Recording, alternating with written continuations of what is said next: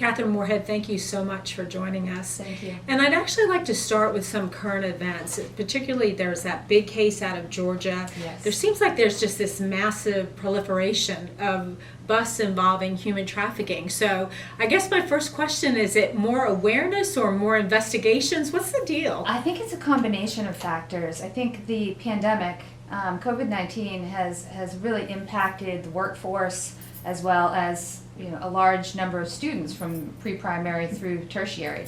So they're really all of the socioeconomic negative impacts, influencers they're sort of coming to the perfect storm.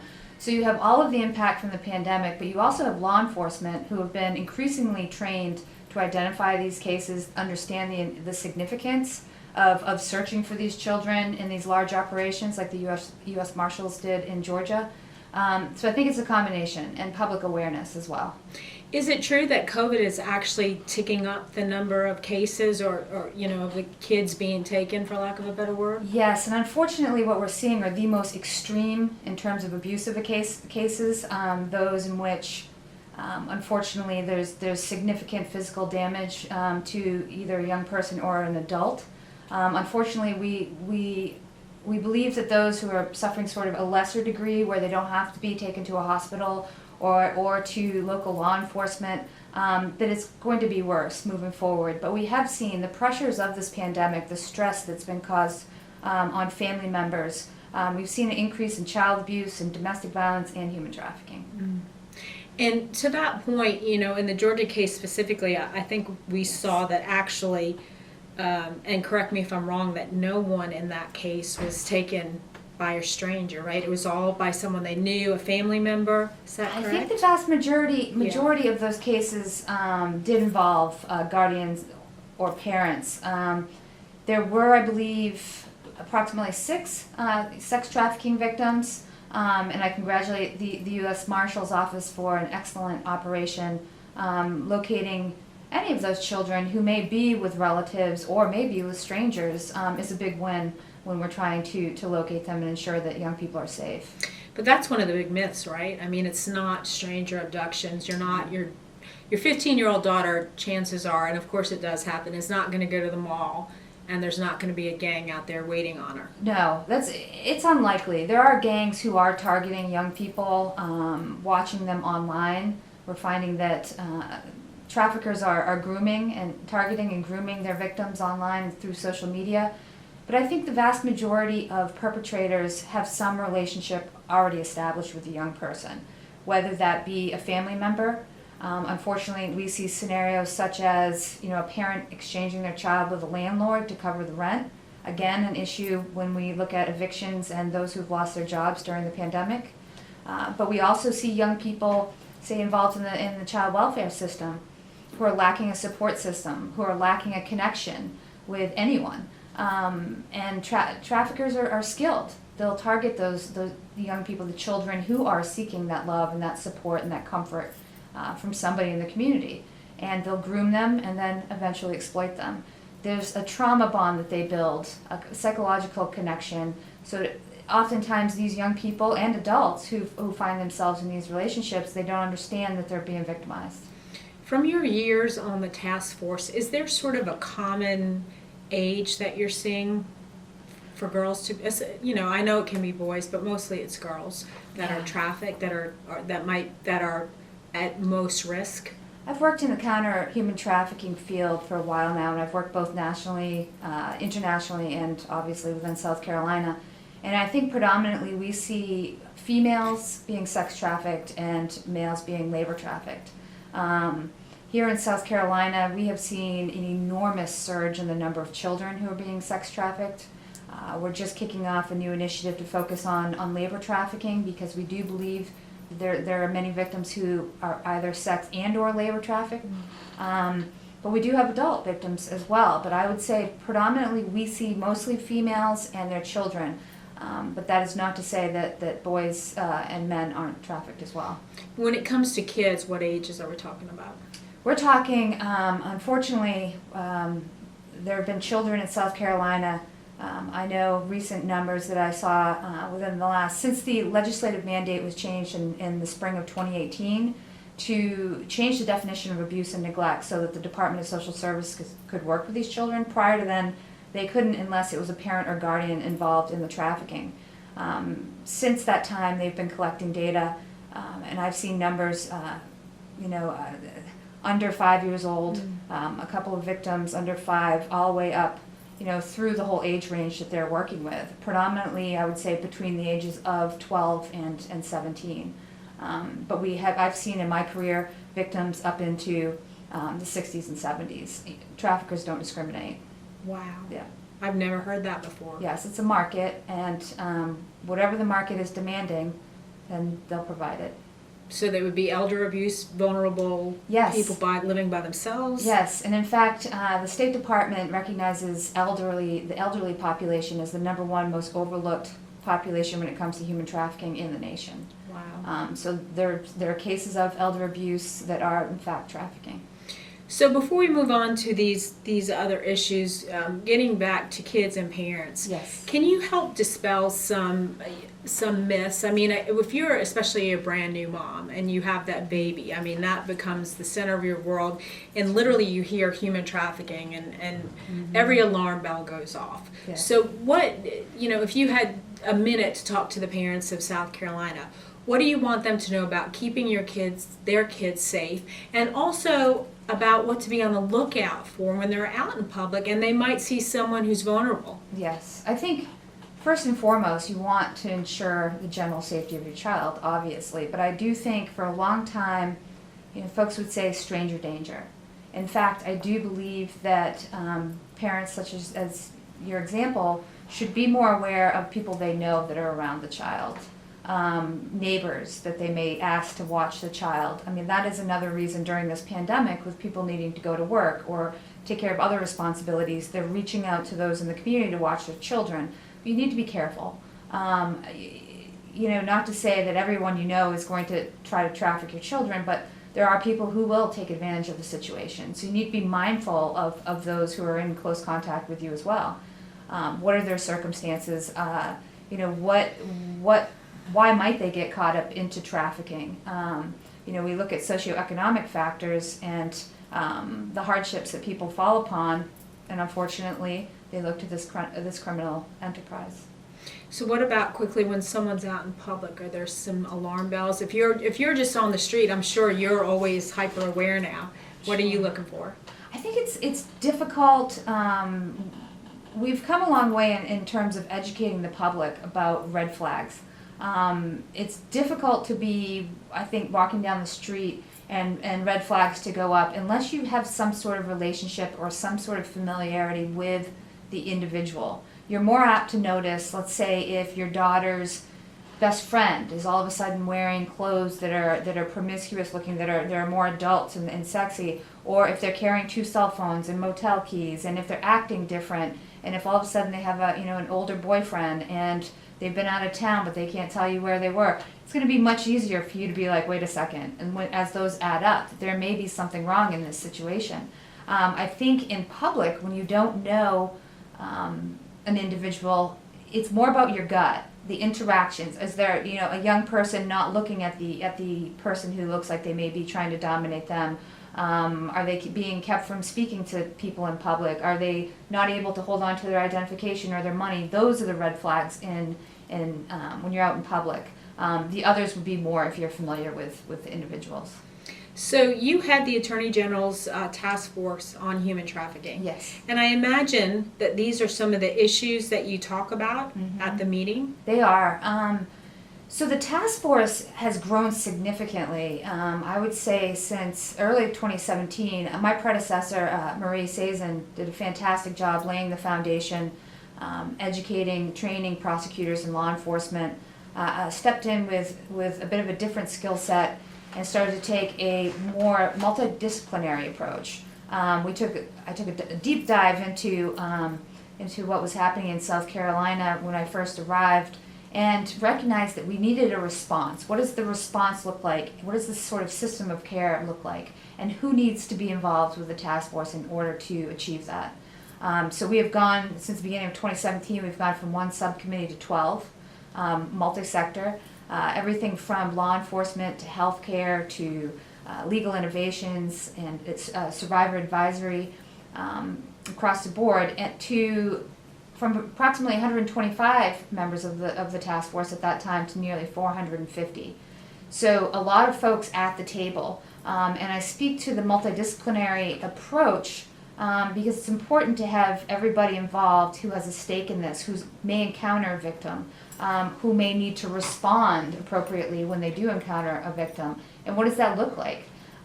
We have folks in the community who just want to go and advocate and speak to their churches and speak to their children's youth groups, whatever the case may be. But we need every single element of that. We need people to get involved, but get involved in a way that is going to provide a positive impact in their community and that will benefit and use their unique skills in the process. This has become almost a boutique issue. Mm-hmm. So many people are so concerned about it. It's a Yes. social media rage, and everyone wants to get involved. But as I talk to more advocates like yourself, there's an undercurrent of we're so grateful, but we're a little bit nervous because if you get involved in the wrong way, it could be a detriment.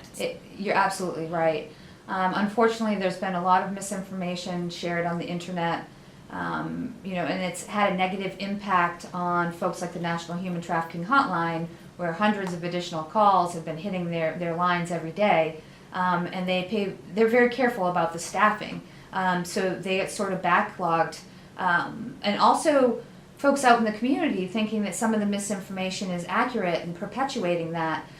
So we're trying really hard to provide public awareness and materials for folks. And in fact, we just created a resource library on the State Task Force website, where it's both in English and in Spanish, where parents, young people, community advocates can go and download these sheets that have information about human trafficking. It is a big topic, and it is a serious crime. It's a complex crime, as I'm sure you've picked up as you've been speaking with people that are working on efforts to combat it. But everybody has their niche to a certain degree. Law enforcement, they're the ones that need to do the investigations. When folks tell me they want to go out and stake out motels, I say, please, no. Let law enforcement go that route. But there's plenty to do in terms of combating the crime. And if folks want to get involved, we have regional task forces as well as the state task force. They can reach out through the internet or by calling our office, and we can include them in the mix and help them find a really great way for them to channel their energy and their commitment to combating trafficking. I know it's hard, but do you see any wins? Do you feel like you're seeing wins when it comes on this issue? I do. I think we've made some big wins. I think there's a lot of great work by a lot of great people throughout the state. I think we're seeing, slowly, but we're seeing the development of additional services for minor and adult victims and survivors. The General Assembly passed legislation positioning the task force and the AG's office to certify direct service providers to ensure that victims aren't re-victimized. We've also seen, as I mentioned, the 2018 the change in the definition of abuse and neglect. I mean, before, if law enforcement, let's say, found a 12-year-old in a motel at 3 o'clock in the morning, and evidence, leads to the assumption that they're a trafficking victim, who are they going to call? Where are they going to take them? If we keep going over and over in our heads, well, eventually we get to they'd have to return them home. Mm. Well, we know that there's a problem with family trafficking, their family members. So now the Department of Social Services can step in and they can investigate the situation and hopefully work with the Children's Advocacy Center and ensure that the child gets the best services possible. Those are wins. Every time we're able to get a referral, to connect to somebody, whether it be a young person or an adult, to adequate services, those are huge wins. I work very closely with a Southeast region state leaders, a work group of state leaders on this topic, as well as I sit on a national steering committee for a national compendium of all state leaders. And we are always communicating with each other, trying to share resources, learn how not to encounter a problem, how to avoid certain issues. But it's incredibly important to speak with all these folks and to work together because, as we know, cases can move from state to state. There may be services available in surrounding states that South Carolina doesn't have at this time. That is one area in which we have huge gaps it is the direct services. But we're working really hard to try to fill those gaps. When you talk about gaps, I think one thing that that advocates that I've spoken to are very concerned about is there's a feeling that there's still more penalties on the victim than there are on the seller. You know, if there's a John with a victim, Yeah. that they both get the same penalty, and that it's still very lenient on the buyer and the seller as opposed to the victim. Well, we get into sort of two different crimes, right? And the Attorney General's office doesn't prosecute prostitution or the solicitation. When we get into sort of the nuances, the differences between the crime, prostitution being no force, fraud, or coercion. Unless, of course, it's a child under the age of 18, in which case it is automatically sex trafficking. In that case, prosecutors don't have to prove force, fraud, or coercion, but if they can prove that the John knew that individual, that victim was a child, they can prosecute them for trafficking. That's a totally different. We're looking at up to 30 years for the first offense, up to 45 for the second, and every offense after that. And that was something that was recent legislation too. That was in 2018. The General Assembly sent a very clear message to folks across South Carolina that they will not tolerate. If you're going to try to traffic children, you're going to pay the price. And lastly, another big issue I've heard is that they're not going to give up, but it's just really hard with everything going on to prosecute a human traffic case because a lot of times the victims don't want to prosecute, lack of evidence. Do you see any go-arounds around that, or is it just the circumstance of what it is? I think it is the circumstance of what it is. But I do think, there are a lot of efforts within the larger legal community to not only train law enforcement who's investigating these cases, but to continually teach prosecutors new skills in this area as well, and to ensure that law enforcement and prosecutors are working very closely so that law enforcement can prepare a strong case to prosecute. I do think, I spoke briefly about the young person who may reach out and, a trafficker reaches out to fill that void they have for that love and support in the community. Well, once that bond is built between that young person and the trafficker, this is somebody who let's say she perceives to be taking care of her.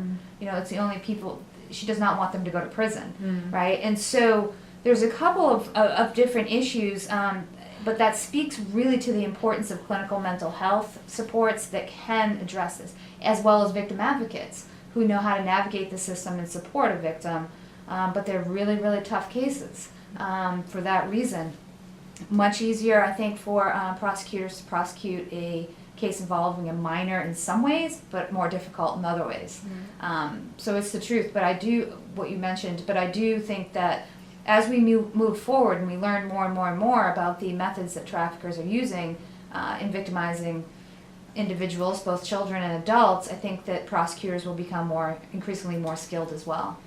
And I think really, just to wrap this up, the task force has been so vital because when you just look at how even the attitudes of law enforcement has changed so much. They're not interested in just throwing away these girls and check that box, I just locked up someone. I mean, they're really interested in getting at the root of the problem and finding out where she came from, why she's there. It's just not, just not a prostitute who's in trouble anymore. Exactly. And I think, the growth of the task force as well as the increase in the number of regional task forces has been huge.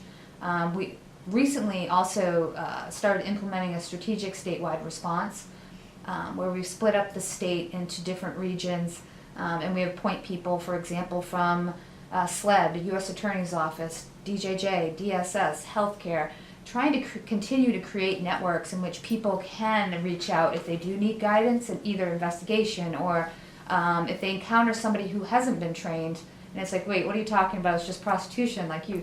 And they're like, no, and get somebody to step in and sort of educate while we're in the process of responding to the needs of victims and survivors. So it's been huge. I'm grateful every day, really, for how committed folks in this area, this arena, this anti-human trafficking arena are, and for all of their dedication, their commitment, their time that they invest. Because we've all got to collaborate. It's critical that we collaborate. Otherwise, the traffickers will win in the end. Kathryn Moorehead, thank you so much. Thank you.